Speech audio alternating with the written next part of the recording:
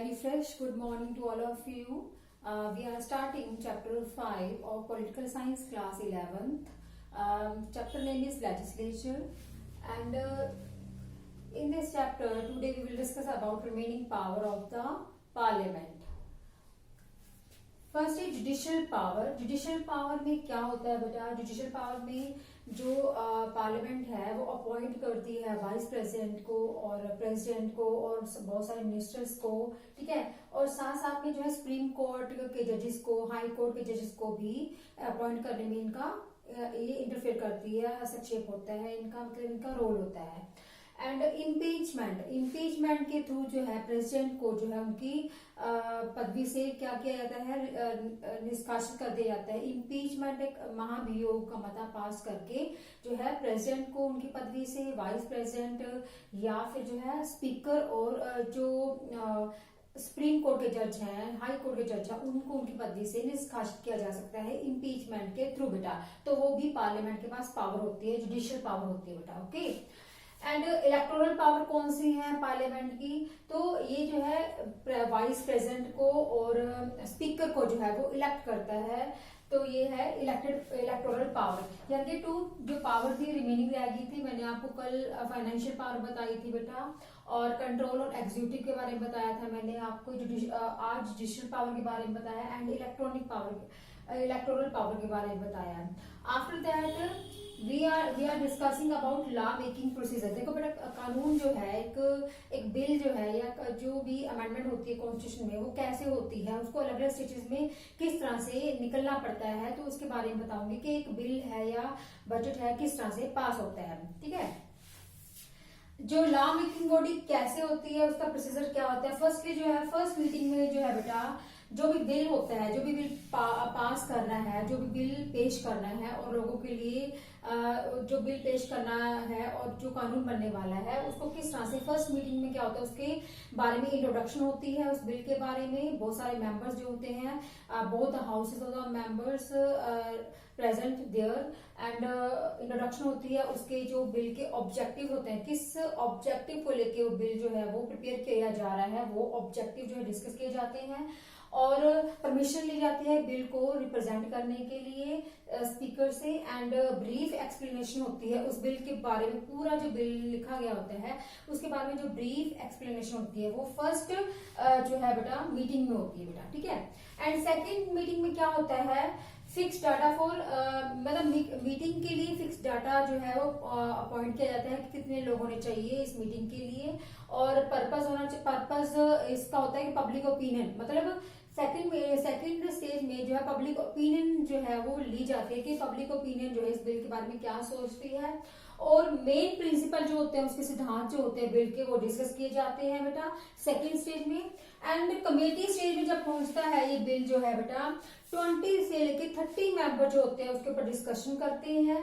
और जो है जो बिल होता है उसके ऊपर पूरा डिस्कशन, एक एक चीज के ऊपर ब्रीफली, मतलब जो है अलग अलग पॉइंट्स के ऊपर डिस्कशन किया जाता है. उसके कमियां जो है वो निकाली जाती हैं. और जो है अबाउट जो चेंजिंग, मतलब जो भी चेंजिंग करना चाहते हैं उस बिल में, जो भी मतलब बदलाव करना चाहते हैं उसके बारे में थोड़े है चेंजिंग की जाती है. और ब्रीफली जो है एक एक पॉइंट को जो है वो देखा जाता है, डिस्कशन किया जाता है मेंबर्स के बीच में. And after that report stage में क्या होता है, सबमिट रिपोर्ट 3 मंथ, यानी कि 3 मंथ्स के अंदर इस रिपोर्ट को जो है वो सबमिट करना जरूरी होता है. और असाइन बाय द हाउसेज, यानी कि एक हाउस के द्वारा जो है उसके हाउसेस के द्वारा उसके ऊपर साइन किए जाते हैं कि हमने ये देखा है. और report published copies of distributed. देखो जो भी ये जो रिपोर्ट बनाई जाती है, जो भी बिल बनाया जाता है उसकी कॉपीज कर ली जाती हैं. और कॉपी जो होती है वो जो रिलेटेड मेंबर्स होते हैं इस कमेटी के, उनको डिस्ट्रीब्यूट कर दी जाती है कि आप उनको पढ़ो दोबारा से, अगर कोई इसमें कोई प्रॉब्लम आती है तो फिर आप बताइए. ओके. टू और फिर उसके बाद मेजोरिटी जो होती है, यानी कि लोकसभा और जो दूसरे मेंबर्स होते हैं उनके मेजोरिटी के अकॉर्डिंग उनके ऊपर साइन करवाए जाते हैं. अगर लोकसभा के मेंबर जो है, काउंसिल ऑफ मिनिस्टर जो है, दूसरे जो है उस बिल के ऊपर साइन कर देते हैं, उनके अकॉर्डिंग जो है बिल पास हो जाना चाहिए, इसमें कोई प्रॉब्लम नहीं है. आफ्टर दैट फिर थर्ड रीडिंग आती है. रिपोर्ट स्टेज के बाद जो है थर्ड रीडिंग आती है बेटा. ठीक है.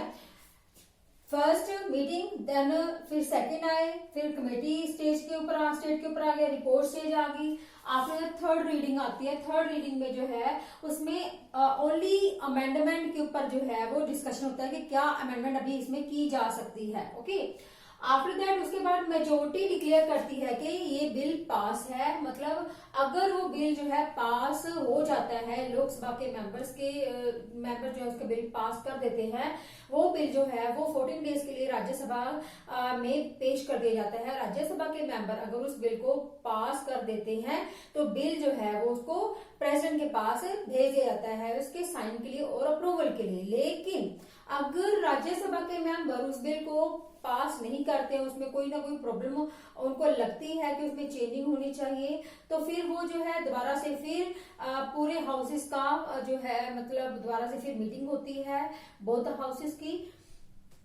स्पीकर, लोकसभा के मेंबर, राज्यसभा के मेंबर जो है, स्टेट लेजिस्लेटिव असेंबली के मेंबर, वो सारे वहां पर होते हैं।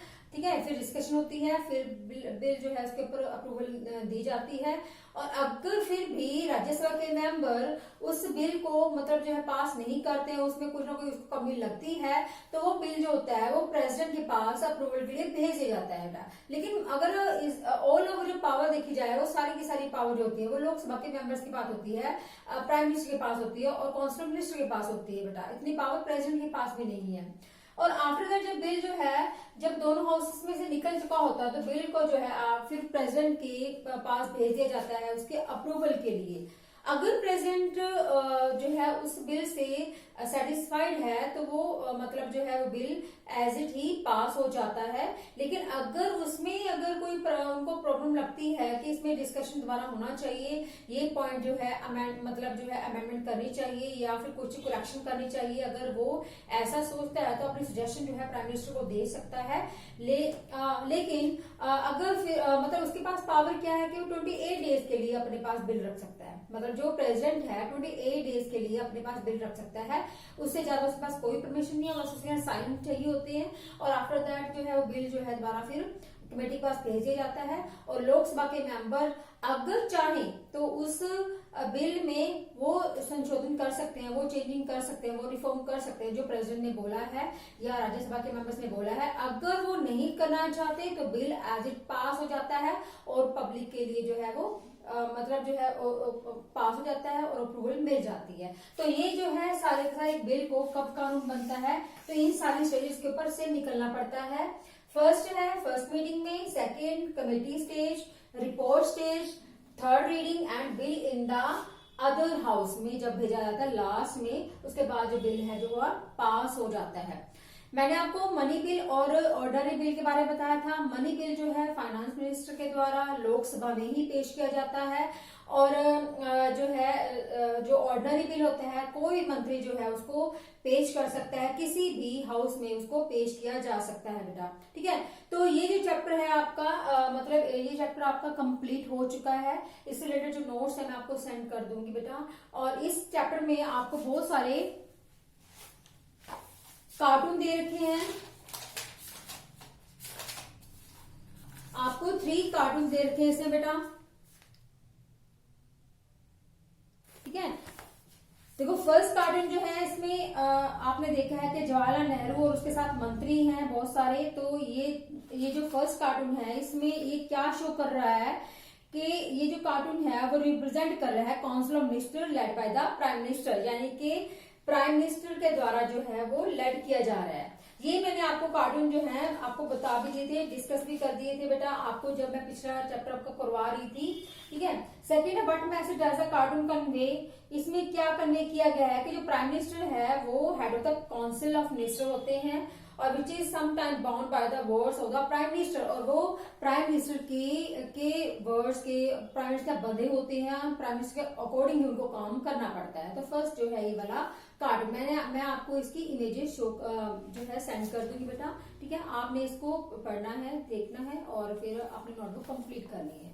ओके बेटा, हैव अ नाइस डे।